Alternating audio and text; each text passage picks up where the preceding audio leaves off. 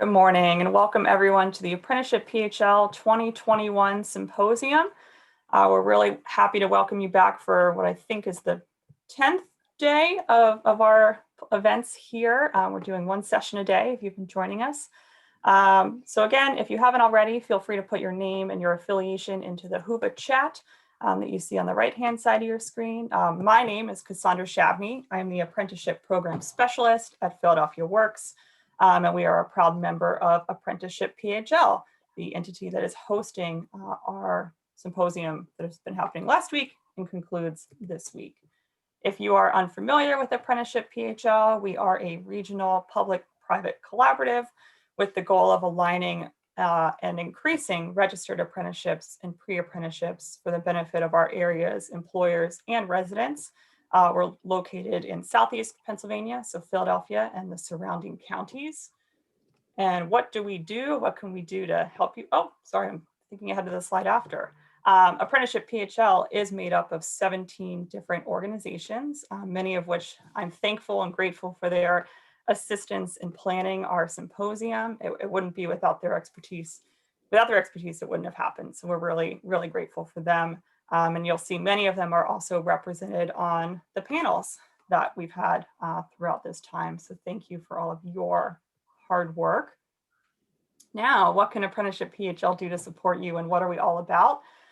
We provide outreach, education, and awareness, events like the Apprenticeship PHL Symposium, and introducing people to the apprenticeship model.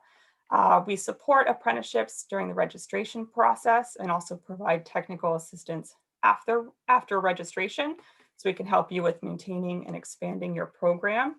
We can also assist with pursuing funding opportunities at the state, local, and federal level. And then related to that, we help to foster regional partnerships. We're all about partnership building and connecting organizations to the right partners. And we're happy that our event platform can help you do some of that during this symposium. So after today's session or at any time, if you'd like to log into this platform, you can hit that attendees tab over on the left, and you can see the over 260 people that have signed up to join us during this symposium. You can view their profiles, send them private messages, and then you can also navigate over to the community tab to see resources, job openings, even suggest virtual meetups with folks that are attending the symposium. So definitely use the platform as much as you can to network outside of these presentations. If you'd like to, oh, I'm skipping ahead a different slide again. Sorry, next slide is housekeeping. So you'll see for today's panel that all of the attendees are muted with your cameras off. We are recording the session, so if any of your colleagues couldn't make it today, they can view it at a later time. And we encourage you to use the Whova chat and Q&A to ask any questions, to talk with each other throughout the presentation. And then if you'd like to connect with Apprenticeship PHL after the symposium, we have a number of social media channels. I am live tweeting each session on Twitter at the hashtag APHL2021. And then if you'd like to meet individually with a representative from Apprenticeship PHL, we've set up a doodle poll so you can see the times that are available and sign up for a 1-hour meeting. My colleague Maria has just put that into the Whova chat. So I encourage you to sign up. There are still lots of slots remaining. So you can get on our calendar and we'll chat with you later about how can you become more engaged with us and with apprenticeships in general. And so with that, I will stop sharing my screen and turn it over to today's moderator for our presentation on how the role of educational institutions in apprenticeships can benefit all of those engaged in an apprenticeship program. So I'm going to turn it over to our moderator, Dr. Larry Aniloff. Good morning, everybody. Thank you for signing up for our session. We think it's a very important session where we're part of a partnership instead of working alone. We want you to know that we're going to support you at the school level and you're going to work with our apprentices at the work level, and together we'll put together a wonderful experience for them and develop a very well-prepared workforce. I'm going to be introducing the members of the panel, but first, I'm Larry Aniloff, and I've been working in education for over 50 years. That's why they're not showing my picture. But I presently work at Bucks County Community College, and I'm the director of the Perkins programs.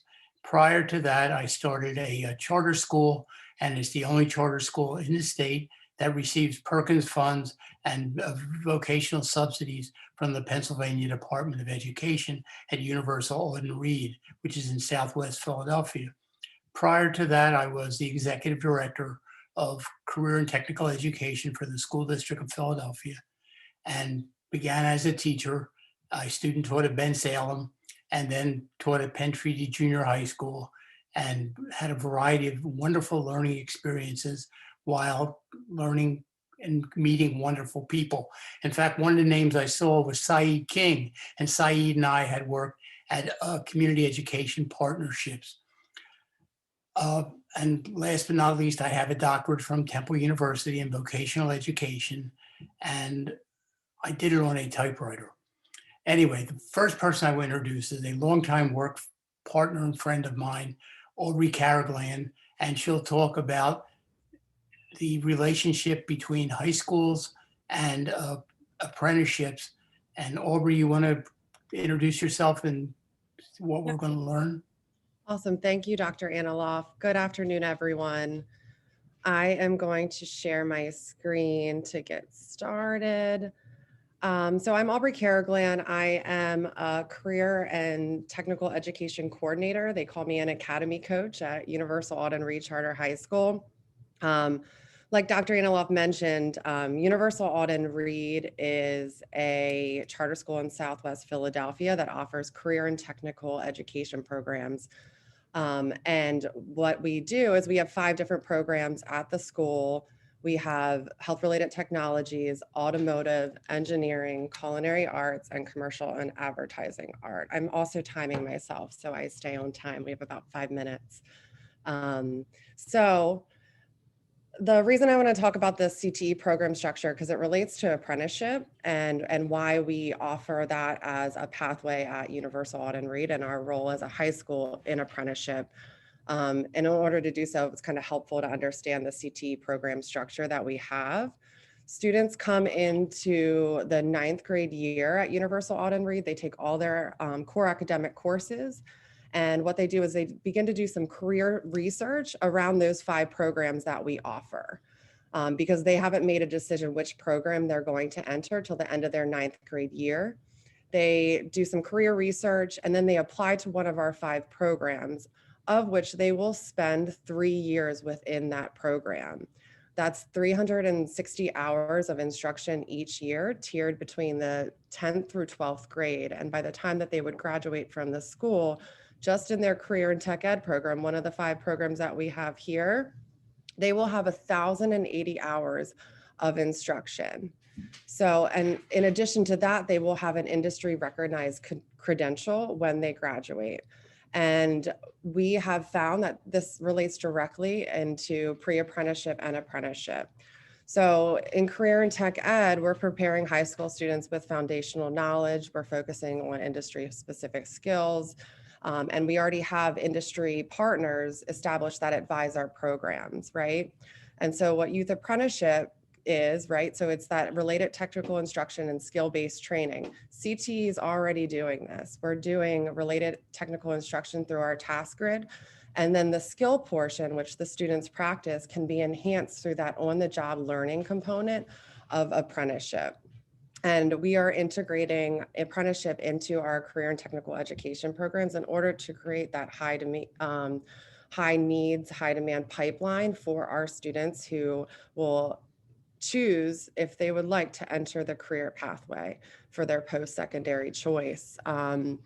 So one of the reasons why as a high school we started to become involved in apprenticeship is we find that, and across the nation, it's 11th graders, right? They're beginning to make their post-secondary career choices, right? And college choices, right? They take their SAT, they begin to apply for college, their 11th grade year.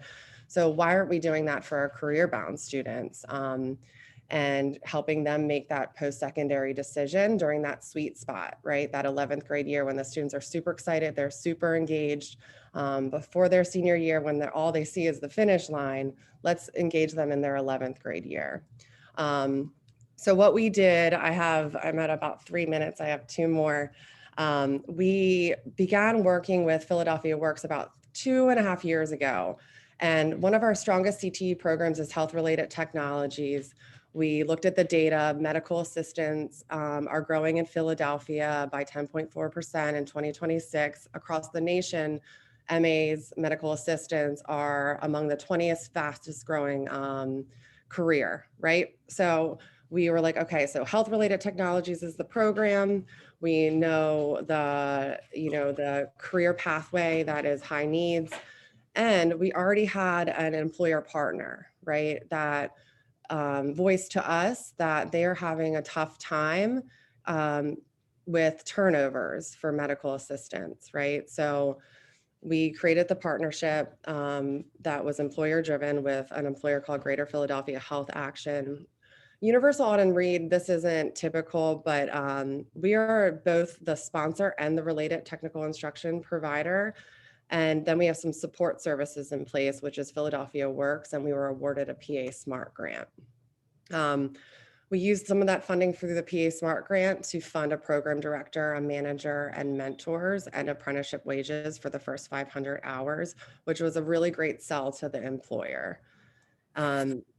General program structure would be 500 hours of classroom instruction at Audenried, and then by the time they would finish their apprenticeship, it would be 2,041 hours of work-based learning. But I want to end here with the timeline is that, so we created a pre-apprenticeship to apprenticeship model that is registered with the state of Pennsylvania. The students begin applying for this in the spring of their 11th grade year, the same time students are applying to colleges. So they know their pathway. And then they apply to the apprenticeship the spring of their 12th grade year, which is when they would begin the paid on-the-job learning while they're still in high school, with the ability to continue that apprenticeship and the on-the-job learning with the employer.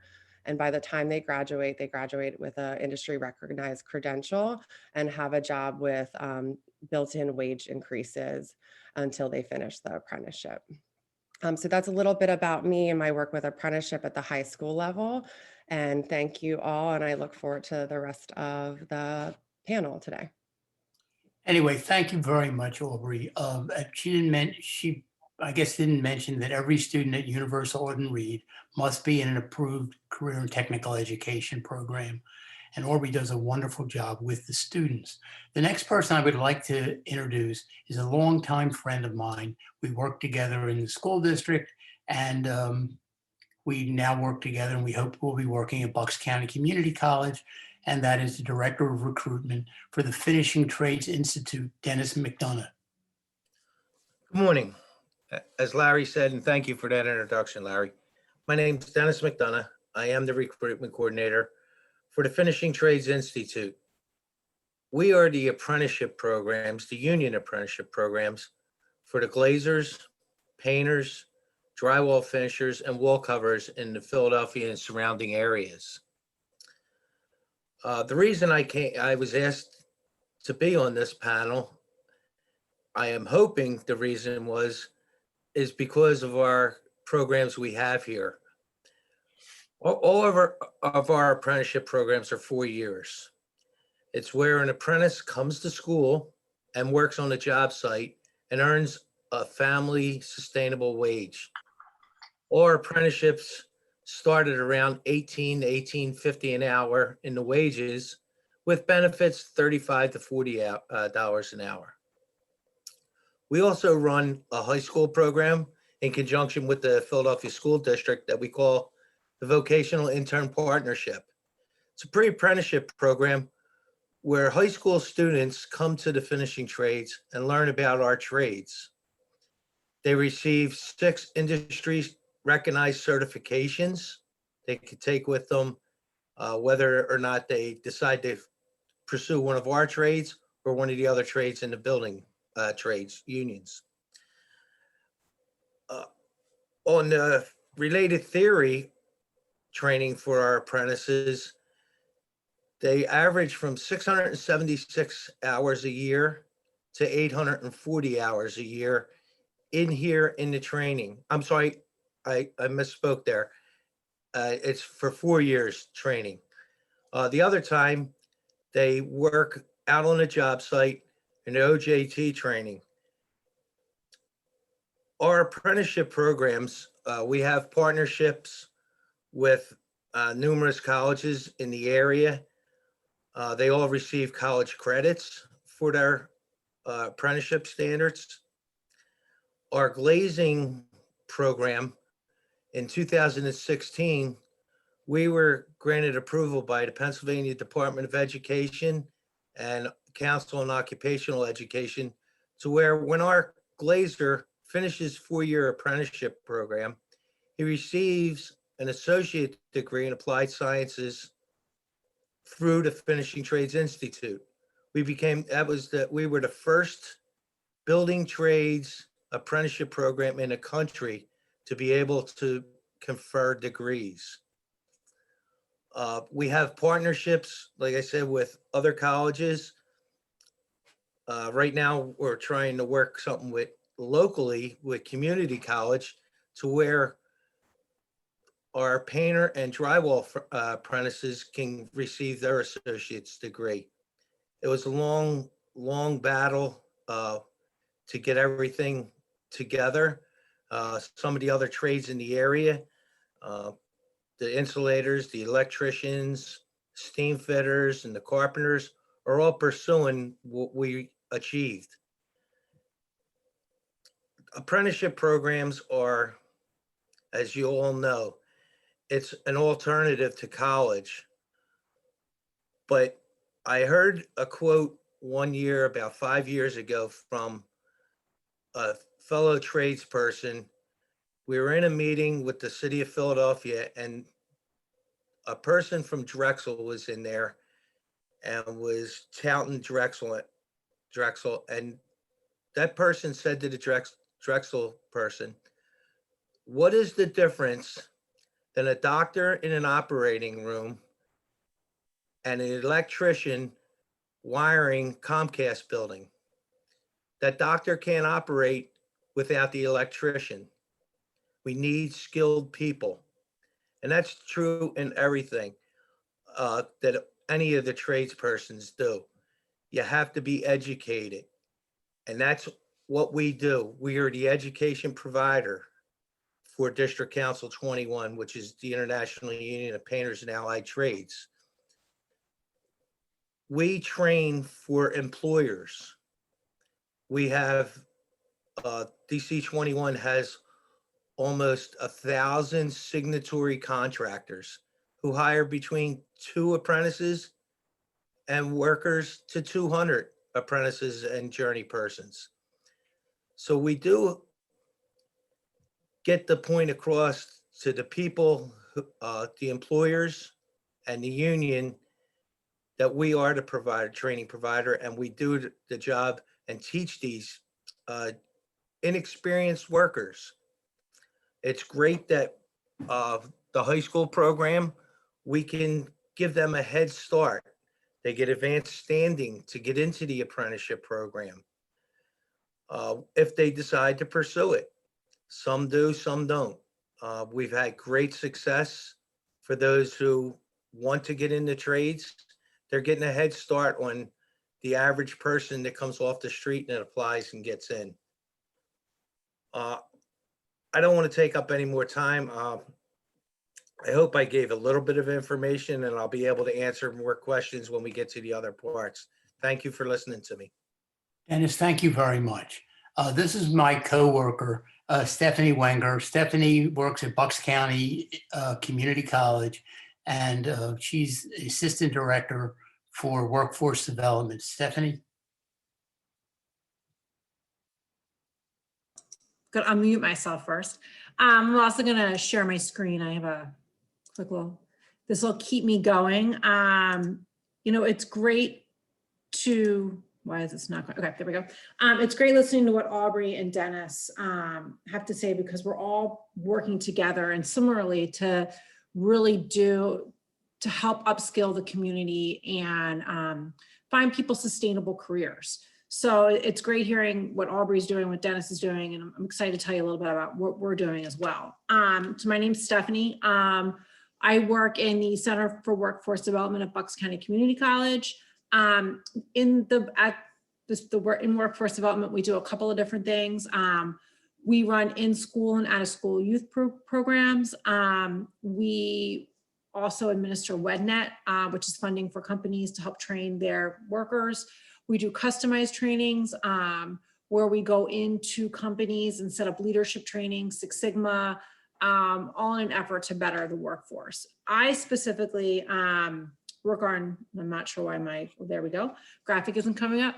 I work on career training programs.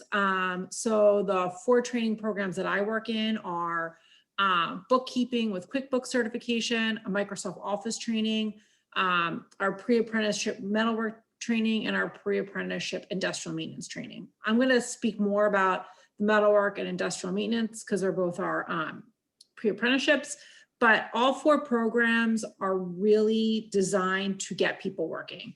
So we like to call them our speed to skill programs. And the idea is that you can go bookkeeping and Microsoft are 7 and 8 weeks, and then the metalwork and industrial maintenance are 12-week programs.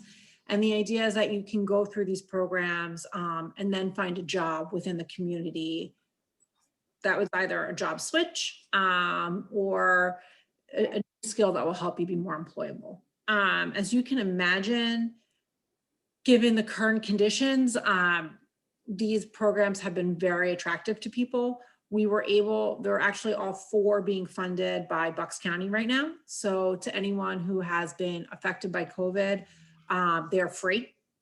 There are some income guidelines, but they're very generous. And the idea is that in bookkeeping and Microsoft Office, you'll be paired one-on-one with a career coach that will help you with the job application process. And then in our industrial skills programs, they will place you with one of our partner employers. So our industrial skills programs, our metalwork and our industrial maintenance are both pre-apprenticeships. They have since being developed, they have a 90% job placement rate. I'm gonna echo what Dennis was talking about a little bit earlier. They were developed because the County of Bucks came to the college in 2014 and said, hey, we have, and I think I joked on our call at one point, this number keeps shifting. So in 2014, it was, in 2018, 3,000 manufacturing jobs are going to go unfilled in Bucks County. Then in 2018, in 2021, 3,000 manufacturing jobs are going to go unfilled in Bucks County. And this number just keeps shifting because we cannot find enough people to take these jobs. So between the two, sorry, I'm going to go back. Between the 2 programs, we've trained over about 330 individuals and have placed over 90% of them in partnering companies. All of these people have accepted jobs with health insurance, 401ks, holiday, and have found themselves in a career track. So the metalwork was developed in 2014. It's also employer driven, and it's placing people in entry-level manufacturing jobs. Our average range is now at about 15 to 17. It started at 12 to 13 in 2014. It was recognized as a pre-apprenticeship in 2019, which I would like to already mention the PA Smart Grant. We also were able to, through the PA Smart Grant, which funded our industrial maintenance program, register both our metalwork and our industrial maintenance as pre-apprenticeship programs. So the metalwork pre-apprenticeship, well, they were both sponsored by the NTMA, but is linked directly to the CNC machinist apprenticeship.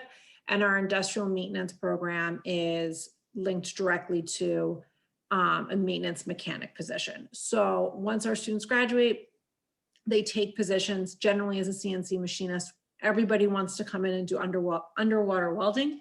That generally does not happen. We generally do not have jobs in that, although everyone wants to do it. But we try our best to partner with companies that already do have apprenticeship programs.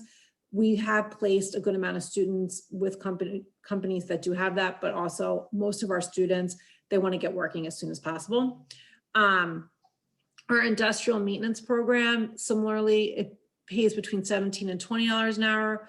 We've trained over 100 students, 90% of them have been placed. And recently we have worked with the college, Bucks, and students are able to now take credits they've earned in this program and apply it to an engineering tech degree as well. So if students decide they don't want to go directly to work, they're able to go and continue their degree as well. And the engineering tech degree has an articulation agreement with Drexel too. So it's nice for students because they can find themselves either on a career path or they can continue their education as well. So the industrial maintenance program, since you'll see a little less numbers there, was developed in 2016 in response to the success of the Metalwork program. Is also a registered pre-apprenticeship program, and students are doing very well. I wanted to talk a little bit too about how things have changed for students in regards to COVID, right? It's happening, it's here. So one of the things that we've done, similar to the high schools, is adapted a hybrid, it's kind of a hybrid schedule. Our students in industrial maintenance were in class in March of 2020, right? They were actually PA Smart students. And we had to figure out, okay, what are we going to do here? The college is closing down. So we were able to put everything online. I think students ended up missing, 2 weeks of class. So we extended it into June. But what we found was it was working. So both classes have a certain amount of book work. So what we did is we put those, we do 3 days shop and then 2 days in the classroom. We also need a certain amount of shop hours to be able to qualify for our pre-apprenticeship hours. So we wanted to make sure that if things were to shut down again, we were in a position that it would be seamless for the students, but it's also worked out well. We did have a student test positive at one point where he was able to continue his work online and had everything he needed in order to kind of get up and running. Yep. Yeah, we were very, very lucky. So the other thing that because we have been so successful in recognizing that there is this need in Bucks County, right? And that it is a life-sustaining wage where people can do very well. I always say that it is pretty amazing that you can go through a 12-week training program and in 5 years find yourself making close to $100,000 a year without any debt. If someone told me that before I went to 4 years of college and grad school, I might think a little bit differently. But we are building a new industrial, a center for advanced technologies by the Lower Bucks campus in Bristol. I think we'll see when it will be completed. They literally just broke ground, I think last month. So, and then about 2 weeks ago, and then there was a foot of snow. So as you can imagine, that has halted construction a little bit. But the idea is that we will have more manufacturing types of classes, hopefully be able to grow from pre-apprenticeship to apprenticeship as well, do other things in welding, partner with the different tech schools, and kind of have a larger area for students and companies to grow their workforce. Anyway, Stephanie, wonderful presentation. Thank you. And I was going to mention the Center for Advanced Technologies. And Dennis, that's where I'm thinking we could partner with Bucks County Community College and the Finishing Trades Institute to be a kickoff. Anyway, Sarah, please introduce yourself and Community College of Philadelphia. Good morning, everybody. My name is Sarah Hill. I'm the apprenticeship coordinator at Community College of Philadelphia. I guess I have a few slides that I can share, so let me go ahead and do that. So I work within the, sorry, I'm so bad at doing these things at the same time. All right, I work within the Department of Workforce and Economic Innovation at Community College of Philadelphia. And similar to Stephanie's work, we do a lot of the non-credit training for students that come to the college. We also partner with employers and other entities to do training for them as well. They're employees, they can access college credit, etc. So I started with the college about a year ago. It's been a very weird year, but about about a year ago, because we've been doing some work in apprenticeship and partnering with apprenticeship programs for a couple years now, but we're really looking to expand our role in this area, which is why I'm excited to be able to talk about it today. When I started a year ago, and we began our work. So we work with apprenticeship in a couple different ways. Sorry, let me start there. So one of the things that we do is sponsor and run from start to finish two pre-apprenticeship programs. Similar to Stephanie, as I was watching you, Stephanie, I saw like there's so many parallels to the work we do. So it's really exciting to be able to talk together. So we also have an industrial maintenance mechanic pre-apprenticeship program. Ours is very new and it started during COVID. So, but that program, it's still going as strong as it can. It's designed to give students knowledge in 4 areas: fluid power, industrial electricity, mechanical components, mechanical systems, and programmable logic controllers.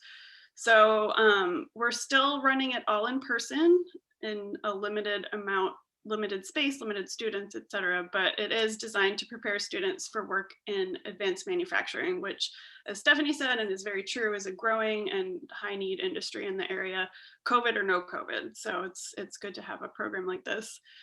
We also have our career readiness soft skills pre-apprenticeship program, and that is designed to provide participants with soft skills, with literacy and math. It's kind of a jump start for people who have been out of work, haven't been able to access work, are looking to change fields.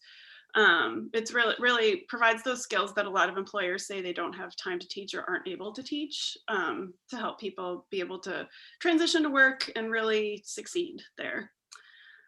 We also partner with different organizations who sponsor apprenticeship programs to support those programs. So one of those is the Biomedical Technician Training Pre-Apprenticeship Program, and that's a pre-apprenticeship sponsored by the Wistar Institute in Biomedical Technician Training. So the students there take their classes at the college, but the program started as a partnership between the college and the Wistar Institute. So we'll do other things like work with recruitment, do some student support work with that apprenticeship. And then the District 1199C has a thriving early childhood education apprenticeship program. It's not a pre-apprenticeship. That provides incumbent workers who already have entry-level certification with classes and support and credit for on-the-job training so that they're able to access associate's degrees. And in the early childhood education field, how you move up is definitely through degrees in education, and how even how early childhood centers get higher ratings is through further education for their employees. So it's been a really successful program. We also provide related technical instruction for a few other apprenticeship programs. And another thing that we do is something that Dennis mentioned, is work with different apprenticeship programs and it's to help people take their next step. So we can assess the learning that they've done in their apprenticeship program, award credit for it, and help them see what other credits they need to do in order to gain an associate's degree. I don't have a slide for this, so maybe I'll stop sharing. But one of the things that we're also doing at the college is opening a Career and Advanced Technology Center in February of 2022. So ours will be very similar to Stephanie's, but it's at 48th and Market. And again, we'll have advanced manufacturing training there. We currently don't have at the college right now dedicated welding facilities. So that we'll have dedicated welding facilities as well as CNC machining. There will be some more healthcare programs there. So we're always looking to expand our role in workforce and apprenticeship specifically. So I think just to wrap up, community colleges specifically are in the business, our business is providing equitable access to training. So I really think I'm excited to talk more about how community colleges and public high schools can expand access to apprenticeship and really build it up in the region.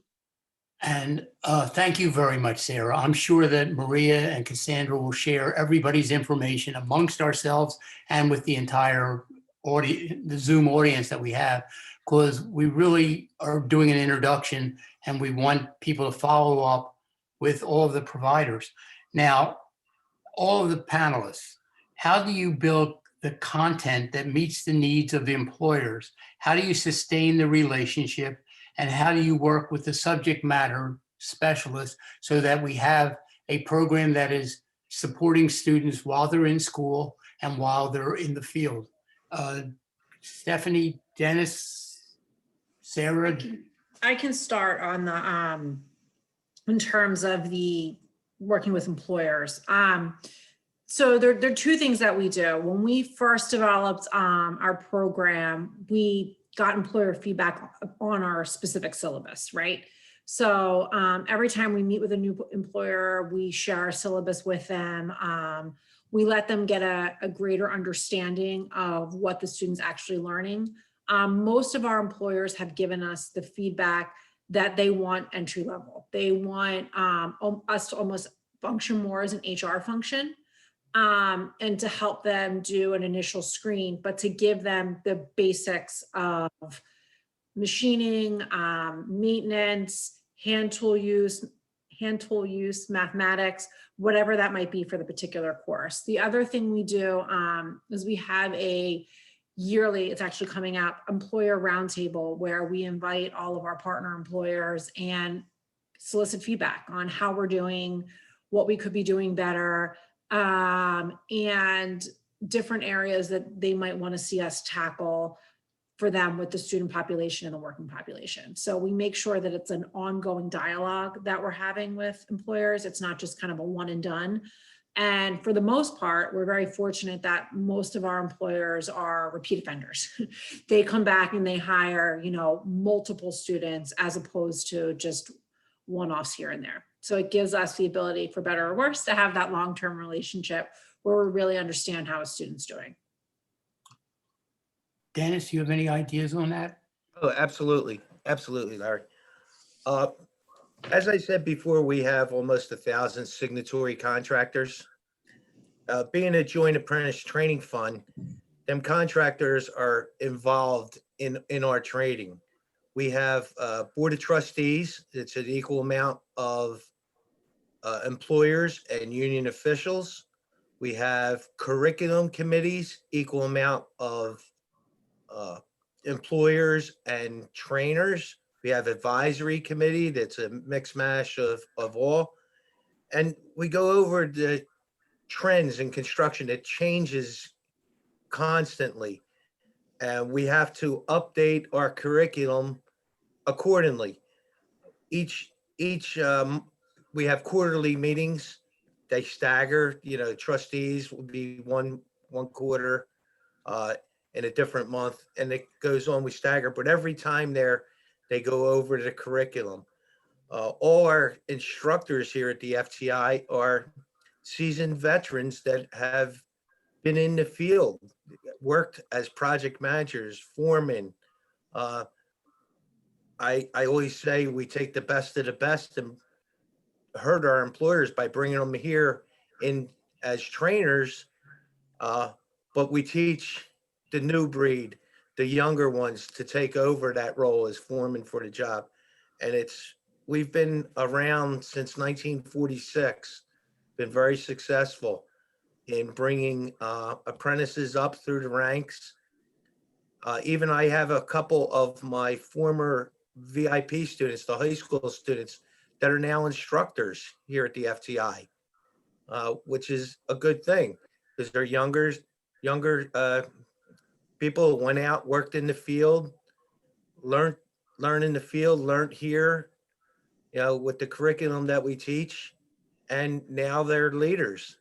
So we constantly work with our employers and the manufacturers. We bring in manufacturers to tell us about new products, teach different trainings, different certifications.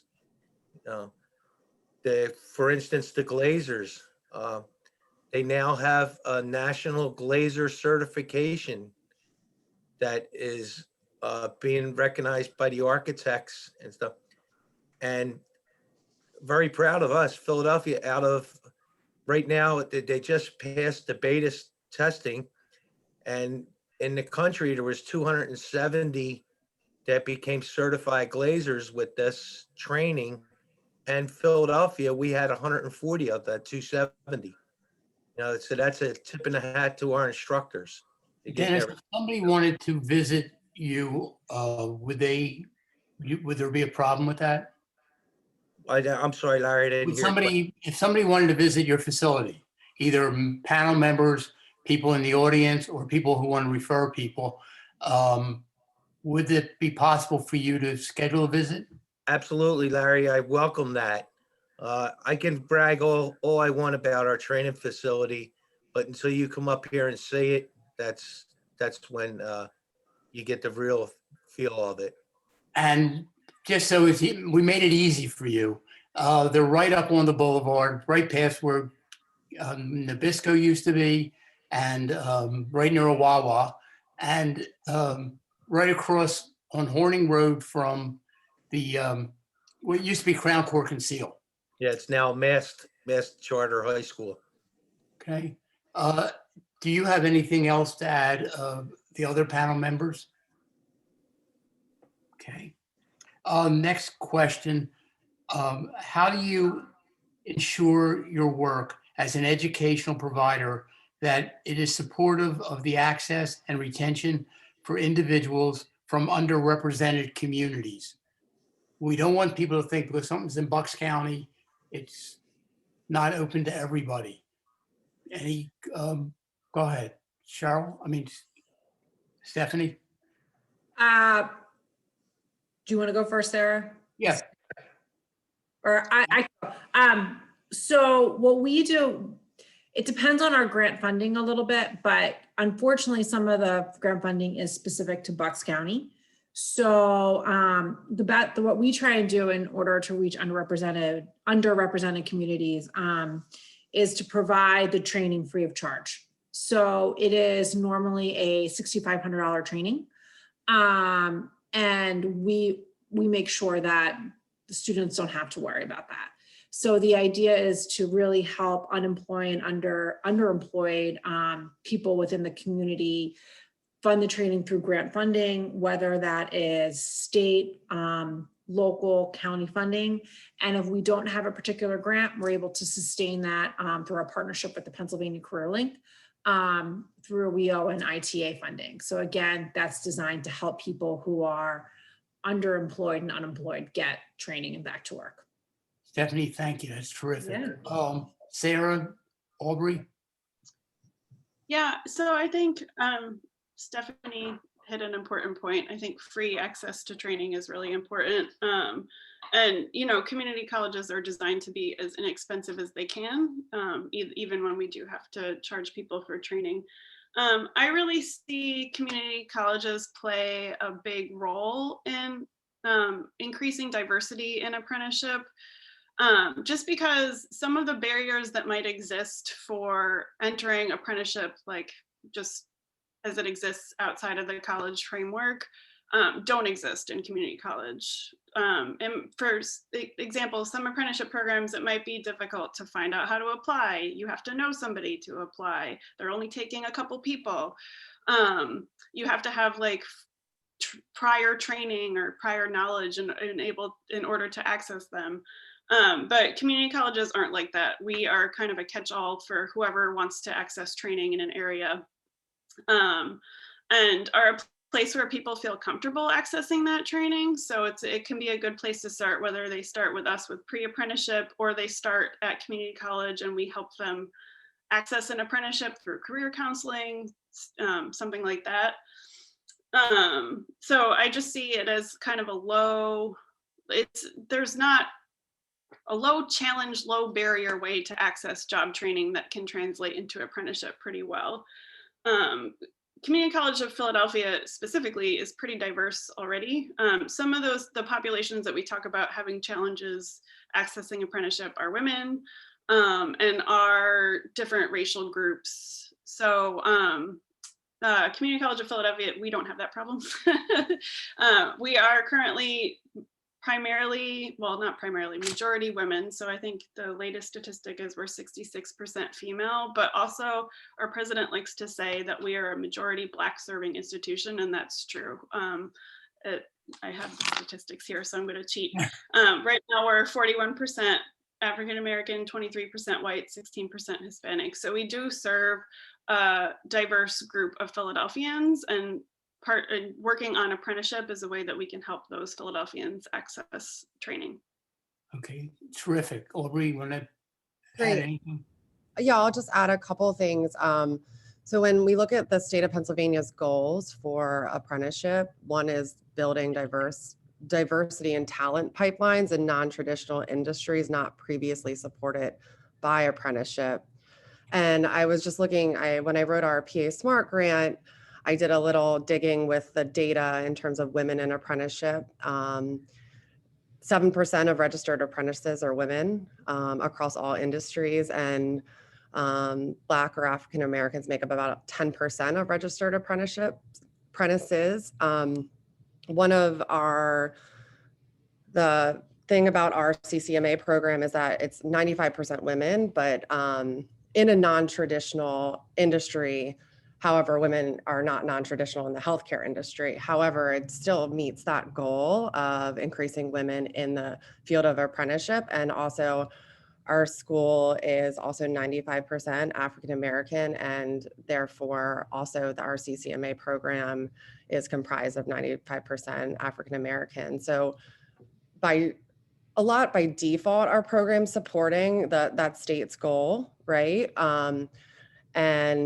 But I think one of the things about our program is it's kind of increasing the number of women in apprenticeship and supporting that goal from the state, that apprenticeship is a way to train youth in non-traditional industries such as healthcare that's equally as effective as going into a two-year school, right? But for free, which is something that we're able to do. Okay. As educational providers, how do you work with apprenticeship sponsors and employers to promote student success and to make sure that students don't fall through the cracks? How do you support apprentices' needs, and what is communication like between the different stakeholders in the program? Larry, I could start with that. First of all, it's a little different between the union building trades apprenticeship programs and some of the others. We have mentorships. You have journey persons on the job that mentor these apprentices. We have just the FTI, we have monthly evaluation forms that the foreman and stewards on the job fill out and send to the training center. We have employer evaluations.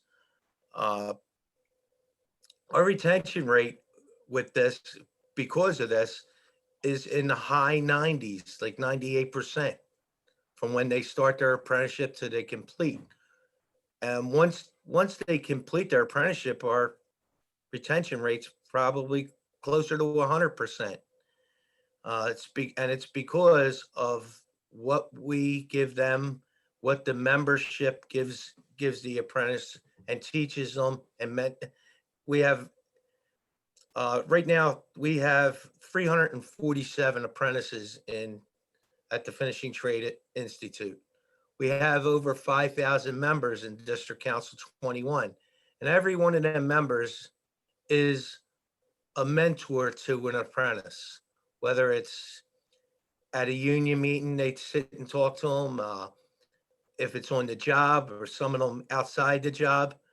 So we don't let them fall through the cracks. If they leave, it's on their own doing. It's not something that we let happen.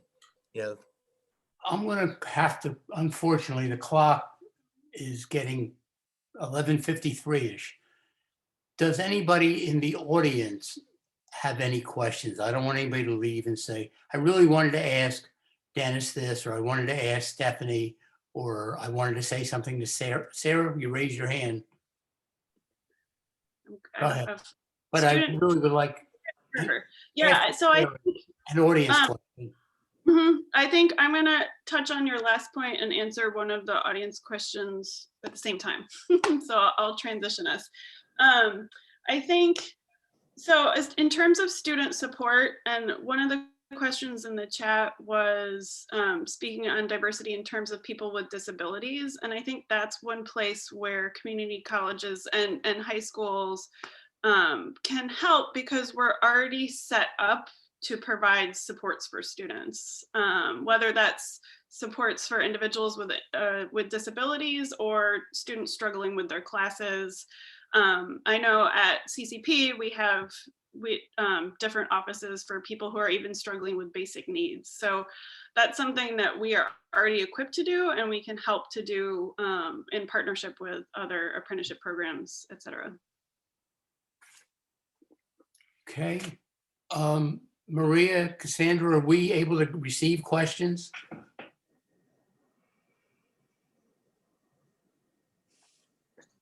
So Larry, Questions are actually in the chat. there are a few questions in the chat. If you'd like, I can read them. Okie doke. I can answer one of the questions and read it also, Okay. Sarah. One of the questions is, in the career counseling and recruitment process, are there ways you are focusing on non-traditional students for that occupation? And I'll speak to what we do at Universal Audenried. When students are choosing their career pathway in the 9th grade, one of the things we do, we've partnered with WINC, so Women in Non-Traditional Trades, that's also hosted through Philadelphia Works, to have women come and speak to the students about women in trades and trying to promote that at that 9th grade level, right before they're even choosing their career pathway, before they're even really going into apprenticeship. So that's what we're doing at the high school level. But I know that Dennis also has some experience with non-traditional students in the trades as well, right? Yes, we have one of our instructors here is very involved with the Magic Camp. That's a summer camp for women. Women in construction. We at the FTI were, I don't know how many people were familiar with ACE mentoring. We were last year we had an ACE mentoring all-female construction cluster group that came here for 8 weeks, learn about the trades. We're constantly out trying to recruit women. The high school program is probably 25% women.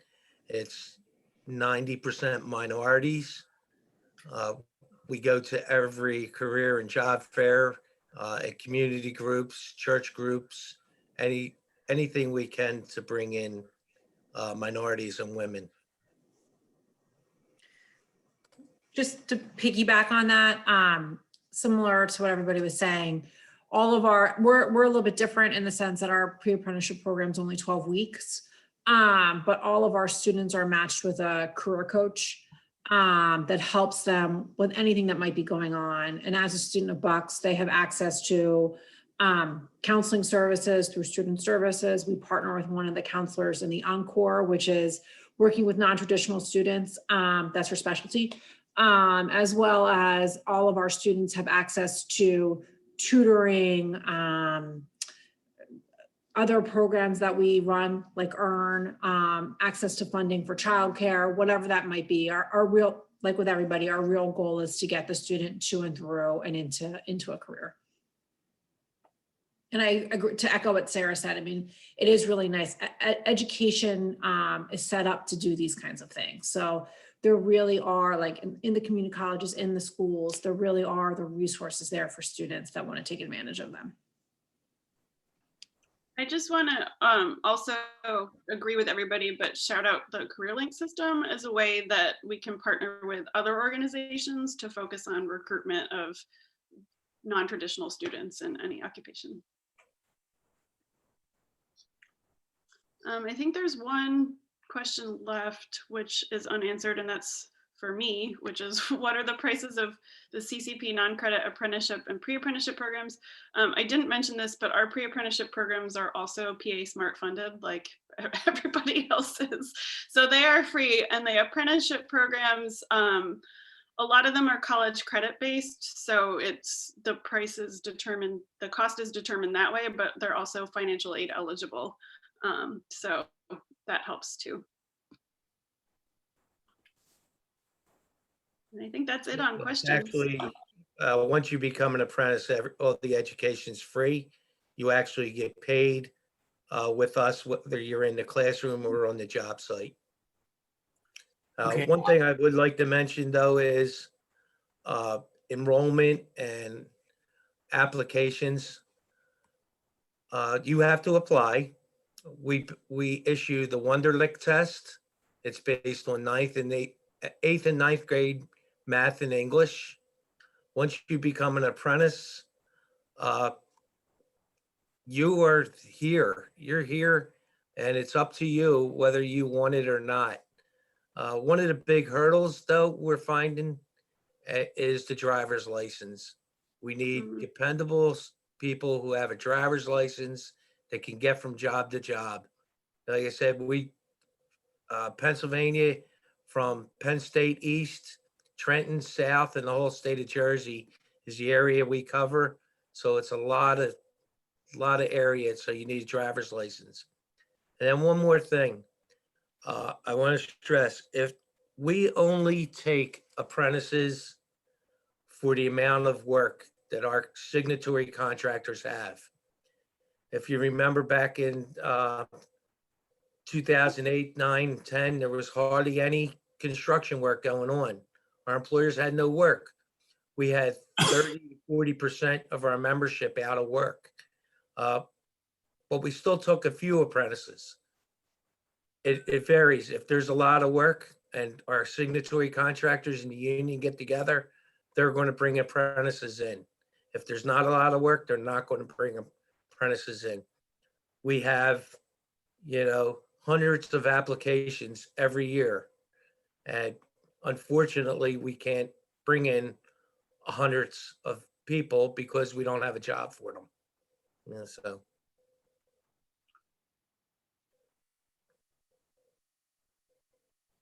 Anyway, I want to thank the panel. They were the right people to share the right information. Every one of them is a very approachable person, and we're going to share all the information, Cassandra, with everybody who's in there. If you know anybody who's interested in one of the building trades, or if they're looking for a high school, because in Philadelphia, we have no high schools south of Lehigh Avenue other than Audenried, which are career and technical high schools. And when there's open admission, Aubrey, in fact, we're looking now for the 9th grade class for the coming school year. And I can just say about Bucks County Community College, my daughter is a graduate. She's now a 25th year teacher.